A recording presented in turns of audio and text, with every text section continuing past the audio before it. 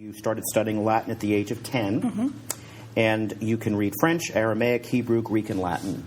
What is the importance of language in terms of study and education? How do you see its role filling out an educational program? Well, most practically, it means that you're not dependent on others to find out what is being written in other cultures. Anytime you're dependent on a translator, you are absorbing the translator's point of view as well as the author's, and it's very, very difficult to pull those two apart. I wish I had a better fluency in more languages than I do, especially working on a world history. It's been quite frustrating to try to deal with primary sources in Sanskrit, which at this point in my life, I'm never going to learn. I realize that.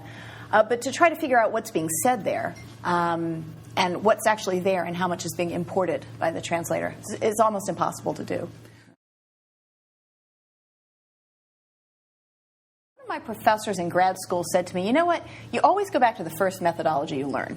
And I'm a text person. You know, I realize that I love doing history, but I prioritize text because that's what my first training was in close readings.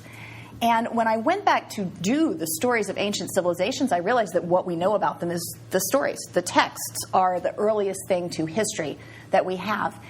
And I was anxious to also tell a narrative history, not to do archaeology. Archaeology is fine, but it wasn't what I wanted to do. Not to do some sort of sociology of ancient times. I wanted to tell the story of people. And one of my role models as a historian is Barbara Tuchman. I have a quote from her on my webpage.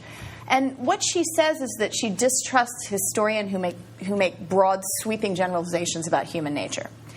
And that if you can't find a specific story to illustrate whatever broad assumption you're about to make, you shouldn't make the assumption. So I found myself, particularly with the first book, reading lots of sources that said things like, the ancient Greeks prized philosophy, and I would think, okay, story, person, book. How do we know this?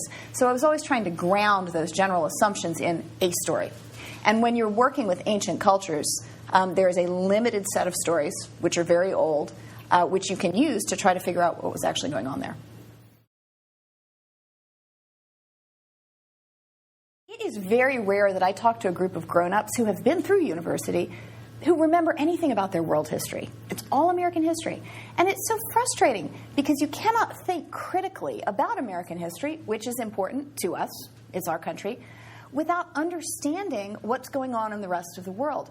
You cannot even ask intelligent questions about trends in American culture and politics because so many of them are rooted or sourced outside of the United States.